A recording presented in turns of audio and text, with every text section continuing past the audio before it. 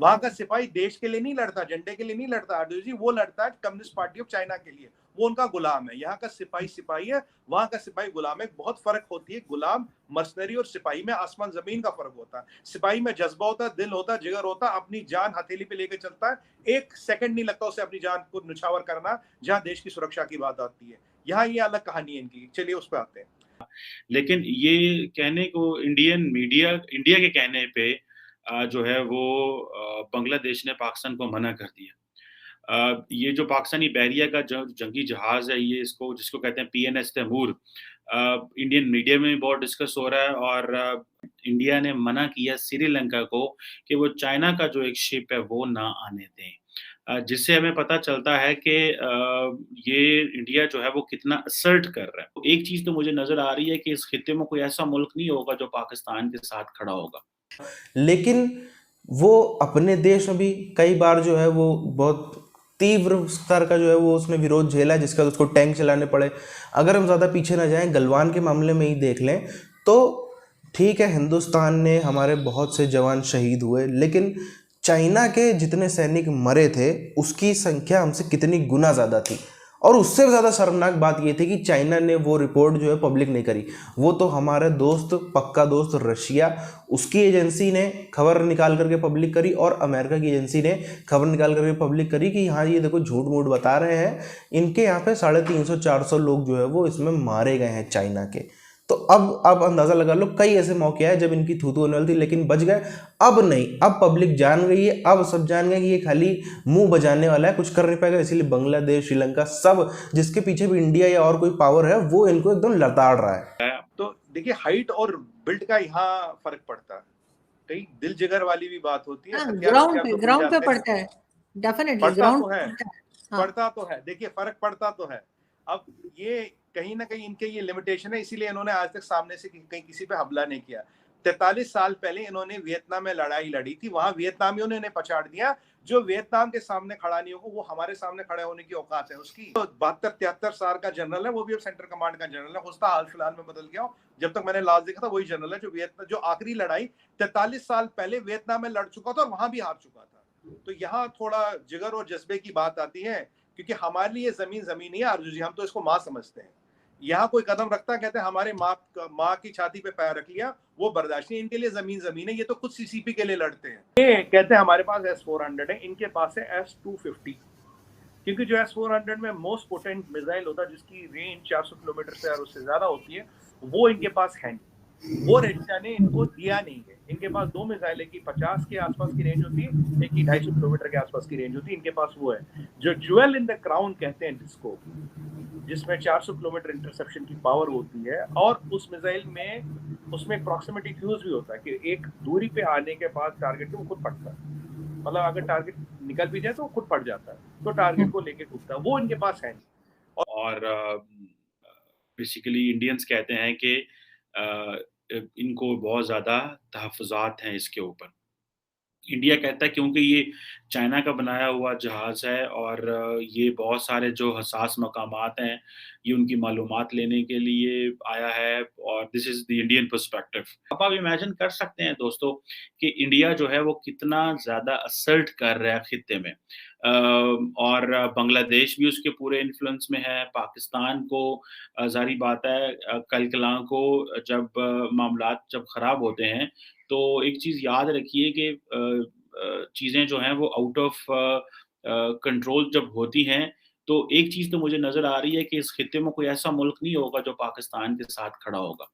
कि ये जो देखिए LAC के पास एक से जो LAC है उसके 10 किलोमीटर इधर और 10 किलोमीटर उधर एक जोन होता है, इसे कॉन्फ्रेंस बिल्डिंग जोन कहते हैं, क्योंकि आप उसमें अपने जहाज नहीं लाएंगे, उसके आसपास नहीं लाएंगे।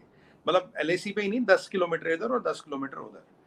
अब देखिए, जहाज के लिए 10 किलोमीटर की दूरी एक फाइटर जेट के लिए कुछ नहीं होता, it's a fraction of a second rather. हमारे पास कह रहे हम पूरी टेक्सास से लाइन उठा के इंडिया में लगाएंगे, यही बनाएंगे। हमने कहा यार F-16 नहीं चाहिए, बहुत नए जहाज आ गए हैं। अगर उसकी बात करो वो ले रहे हैं, अब जो 5th जनरेशन ले रहे हैं। तो और इसके बाद भी और कुछ है पाइपलाइन में जो मुझे नहीं पता, बट ये मुझे पता है कुछ कुछ और चीजें पाइपलाइन में है जिनको हम कर रहे हैं। Systematic plan which is happening.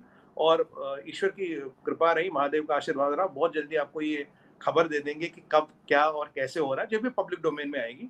अभी आतू जी हमें इसके बारे में ज्यादा नहीं पता, but broadly I know there is a plan in place and it's work in progress. अब भले ये चाइनीज मेड जहाज है, लेकिन बांग्लादेश को मना किया इंडिया ने और वो मना हो गया। अब जारी बात है, बांग्लादेश की जो पोर्ट के वहाँ के लोग हैं, जो नेवी के लोग हैं, उन्होंने पाकिस्तान से माजरत कर ली और ये कहा जा रहा है कि इंडिया के तहफ़्फ़ुज़ात हैं। अब इंडिया पाकिस्तान शिप वहाँ पहुँच रहा था और ये आपको मज़े की बात बताऊँ कि ये इसका पहला सफ़र था। कारण क्या है, ये एलआईसी के पास तक नहीं लाते, उस जोन में आते हैं, हमारी तरफ नहीं आते, पर उस जोन में जहां हमने एग्री किया हम नहीं फ्लाई करेंगे वहीं फ्लाई करते हैं। अब ये वापस क्यों जाते हैं? वापस ये जाते हैं कि इन्हें ये चेक कर लो था कि इंडिया की तैयारी कितनी है, इंडिया के पास जहाज कौन सा है, इंडिया कितनी देर में अपना जहाज ऊपर कर लेता है, किस तरह का जहाज आता है। ये ढूंढ रहे राफेल को, मैं आपको सच बताऊं, ये ढूंढ रहे राफेल को, हम राफेल उड़ा नहीं रहे। जैसे मैंने लास्ट टाइम बताया था, मिराज 2000 और जैगवार उड़ा रहे। मिराज और जैगवार के बारे में इन्हें मोटा मोटा सब स्पेक्स पता है, डिकमीशन किया जाएगा। हमारे पास थोड़े एयर स्क्वाड्रन्स कम है, बट राफेल के आने के बाद we have got air superiority over China. ये तो डिफरेंट सी बात आ गई आफ्टर राफेल।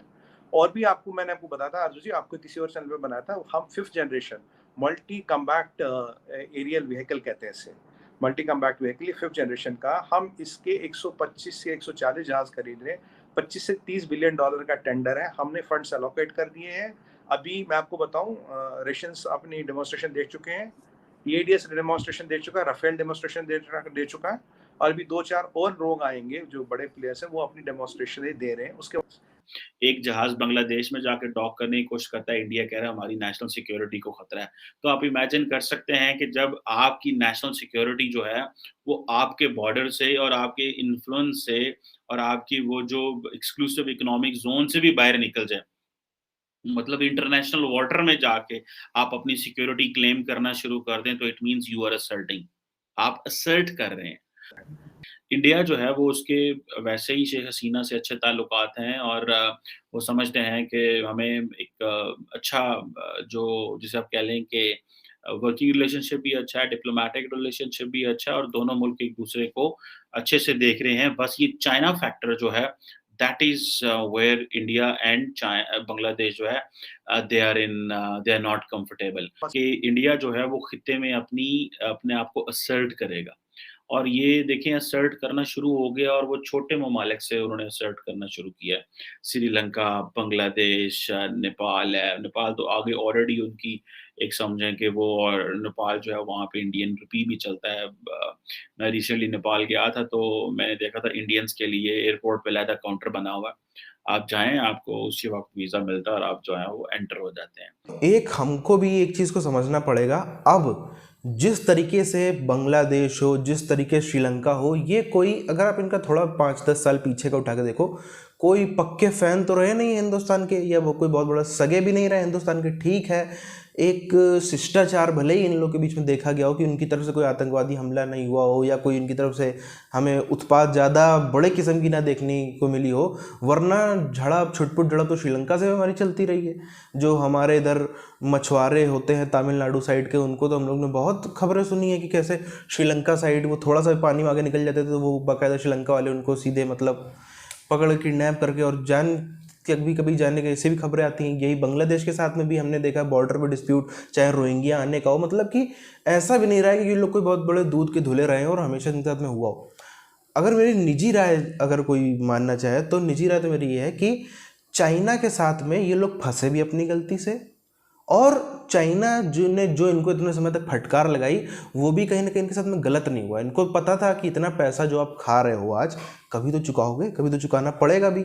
अब इंडिया ने अपने हिसाब से, इंडिया ने भी जितना किया है उतना ही करना चाहिए, इससे ज़्यादा इंडिया को करना भी नहीं चाहिए, पहली बात तो ये। और आप देखो, इंडिया ने थोड़ा ही करके इन लोग को अपना मौके का फ़ायदा उठाते लिए ऐसा जाल तो नहीं है, ऐसे मतलब योजना बनाई, ऐसी चाणक्य नीति खेली है कि अब इनके पास में इंडिया के अलावा और कोई सहारा नहीं बचा। ये सच बात है, आप देख लो। और ये करेंगे क्या? अकेले दम पे इनकी क्षमता नहीं है चाइना से लड़े।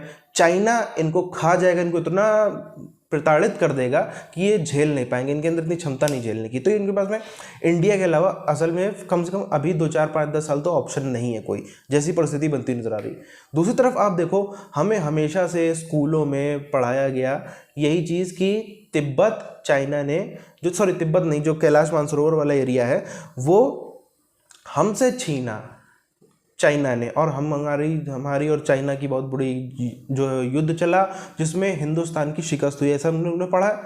कभी हमने ये तो नहीं पढ़ा, कभी मैंने खुद में आज तक कभी नहीं पढ़ा था, ये भी इंटरनेट के माध्यम से कुछ साल पहले पता चला, वरना बहुत लंबे समय तक नहीं पता था कि जैसे सिक्किम का अगर आप एग्जांपल देख लो, सिक्किम पहले एक इंडिपेंडेंट कंट्री था।